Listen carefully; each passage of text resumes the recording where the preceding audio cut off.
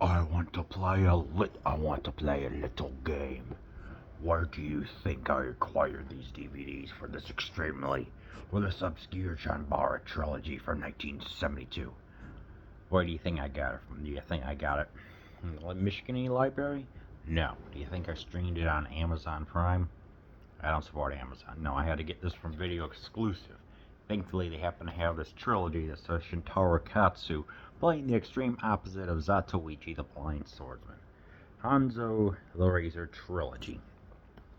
This follows in the Edo period of Japan, so I'd say the 1600s, roughly. And he plays the complete. He is an officer who is incorruptible. I mean, yeah, he obviously has his. He's not like the most ethical, or I don't want to say ethical. He's not like the most kind-hearted person when compared to his previous roles of Uzi and also Shogun Assassin. But he does follow a certain moral code of protecting the. As he calls it, yeah, what was that? The millions of poor farmers and everything else, and trying to stop all the corruption going on. Which I like. So it's like we get the anti-hero who indeed has let's just say an interesting house, which I'll get to in a little bit. But like the common threads are, and all these, including what I call Tweedledee and Tweedledum, the Tweedle twins. So the first one is Sword of Justice. This is from 2005 from Toho, from Home Vision Entertainment, which eventually became a part of Criterion. And it's pretty much an introduction. In the beginning, he does not want to submit to the standard procedures that the samurai would have to follow, saying it's like, no, we are going against the it's like, no, we're going to become, I don't want to say like dogs or anything, but he has his own code as he realizes, yeah, there is more going on here.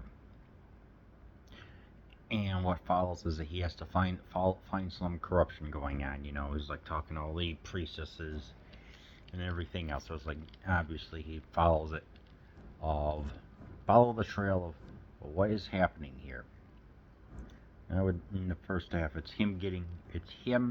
get to see his everyday life, including talking back to his superior, using self-inflicted torture methods to be able to find how it feels to the other person, which there was one method where you imagine like wooden spikes or something, and then as the person's like sitting Seiza style, imagine having 90-pound cement blocks put on them while their hands are tied behind their backs.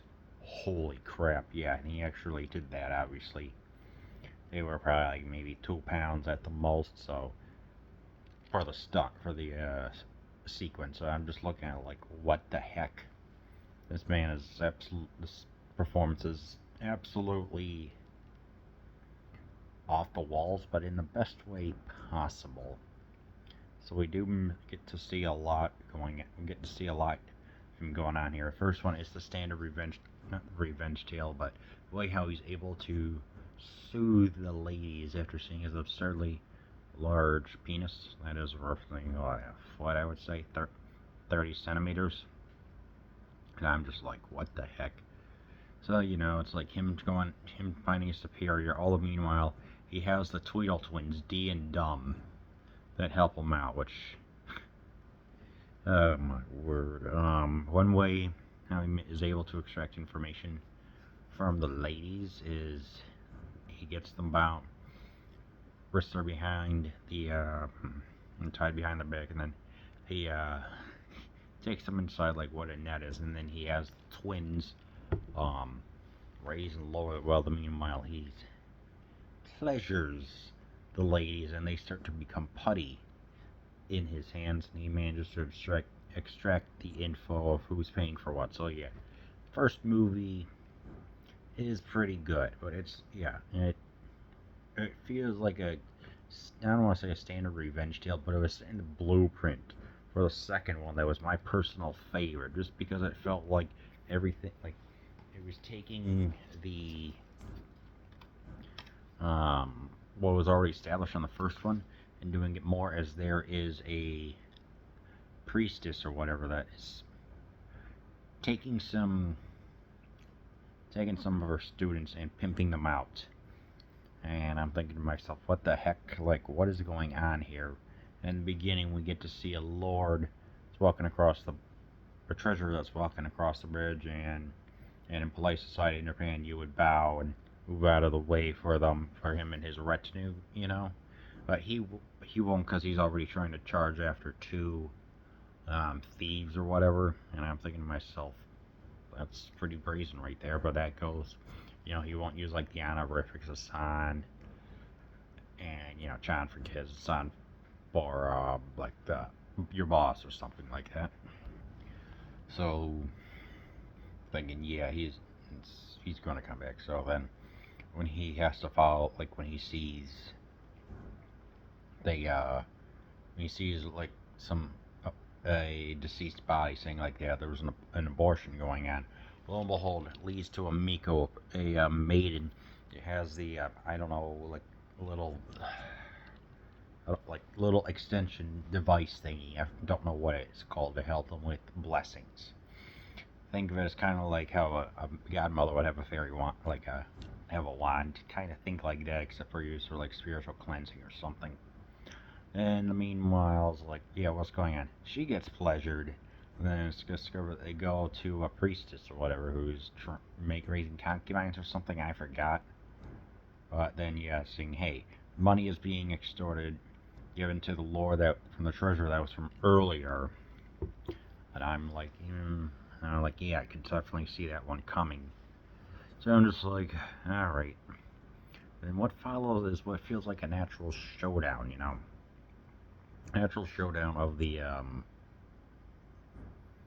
of saying, like, you know, having the information from the priestess and another person, and like saying, hey, we're gonna have a good showdown. It's like, and he already has the evidence of saying, hey, there was corruption right here.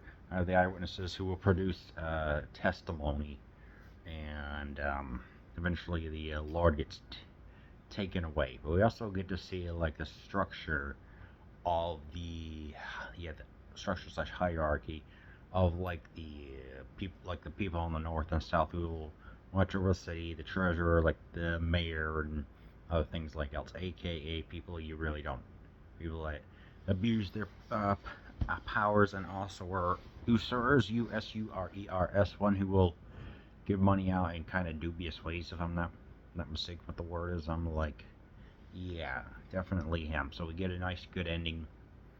And in the meanwhile, I don't know why, this is just funny to me. We get to see another samurai who has a mullet. Kind of a big mullet, so if you're like my hair up to here and black, and it goes down, I'm like, okay, this character is actually interesting. We get enough of him at the end, and he's, out of all the people that he was traveling with, he seemed the most honorable. He's saying like, hey, I was just going with the lord that paid me, and those two have a duel, and I really didn't want to see him pass on, because I really like the guy. I don't know, he had the most honor about him possible, so I don't know. It's like, I didn't want to see the mullet samurai die. I just want to see him just get injured, I guess, or say, yeah, you're stronger than me, and then they just both respectfully cross their ways, go separate ways. And I'm just like, oh, come on, man. Oh, I forgot to mention for the second movie, you know, I mentioned earlier, like saying he has a very, you know, Hanzo has a very unique house because he's made some enemies over. Meanwhile, he has the following. Right near his bath, he has spikes or spears that descend. Two, he also has some spikes that are like in a hallway that just like jut out like you would see in like an Indiana Jones movie. And then a third one where they come out launching very far. And let me tell you, the blood is fantastic in this. This is why, like, it's explicit. These movies are explicit, both with the graphic, both with the violence and the sexuality. I'm thinking, well, it was 1970. Yeah, I guess you could. Which did remind me of a quote. America, Puritans, they are Puritans on the outside, perverts on the inside, from Bohemian Rhapsody. I just thought about that. Third one, Gold is discovering some bamboos and a bamboo pieces underneath the river where the Tweedle twins think that what they're seeing is a ghost, but they managed to capture the woman. And she's saying, yeah, we have been, like, saying, hey, we, some money is being funneled and everything else. I'm like, yep. So it's kind of a, I don't want to say a retread of everything, because there is this one lore that's where it is explicit. He says that he is donating money to the elders and everything to help keep his station. All the meanwhile, it's like I guess you could call it this kind of standard ways of how to help keep the poor poor and the rich rich. So, as I'm watching this, I'm like, okay, so there's a lot more free-flowing movement to this, and there is an orgy scene going on. We get to see, even when Shintaro himself comes in, sees like where they're at a mint. Yeah, seriously, we were at a mint. And, we get to see some negotiations going on, and he has, due to his 12 and 30 centimeter penis, he is able to extremely pleasure a lady in total silence. He also, at the same time, hear the stuff that's going on and there's also a blind Koto player, Koto, who gives the Lord a spear that is indeed Hanzo, So as I'm just looking at all this, I'm like, this is legendary. I am loving the heck out of everything going on. Then at the end, I'm like, in order to help, not be persecuted from the attitude that Hanzo says, hey, I will catch this, it's not a thief, it's this murderer or something like that. And he says, hey, my name's blank, I have a very powerful cannon right here. Let me demonstrate. So as this corrupt lord is coming, he launches like 4 or 5 cannonballs, and boy, that thing is powerful. And then Hanzo comes in and eliminates the criminal. And what happens from there is, like, yeah, he gets stuff going on. Ultimately, we get a pretty satisfying conclusion. Whew. It's a trilogy, I'll tell you that much. I'm leaving out certain details and everything, but when only 1,200 people have, like, what was that? 2,600 people have rated the first one, and 1,200 people have rated the third one. It's pretty obscure, so, it's not exactly. And the third one's called, who's got the gold. The second one is the snare. So it's a dang good combination. Forgot to mention, there was this one guy in the first where his name Killer Kansai. I'm thinking, oh, he's going to be a good rival. That's kind of like what happens in Zatoichi, but then here he's going to be more menacing. Just he's got the long hair. He even looks intimidating. Then he gets eliminated in roughly in a minute. I'm like, that's it? You built this character up, and then he gets eliminated. That was dumb. It was stupid, Mon. It was stupid.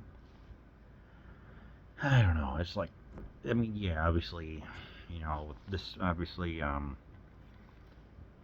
so, overall, this is good. It's violent. It is explicit. But it's like in the land of where there was too much corruption going on, he's like the anti-hero who does stand up, where it's like sometimes you need to be a gruff mother effer to really to help stand up against those that are truly corrupt, I guess you could say. Daiei Studios was pretty much bankrupt at the time. They were on their last legs with Gamera, and they had to declare bankruptcy or whatever, so Shintaro Tatsu formed Tatsu Productions and worked with,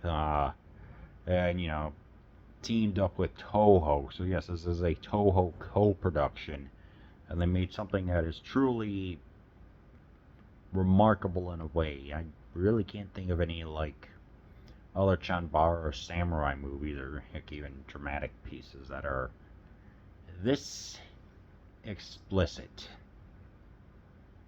And, the story, it's like, Shintaro, like, produced it, so, obviously he had a hand in how this character went, which was the complete opposite of the more, I guess you could say, more pure Zatoichi. So, you know, all that being said, you know, I thought that this was pretty good. One thing I didn't like is now it says Hanzo the Razor right here now.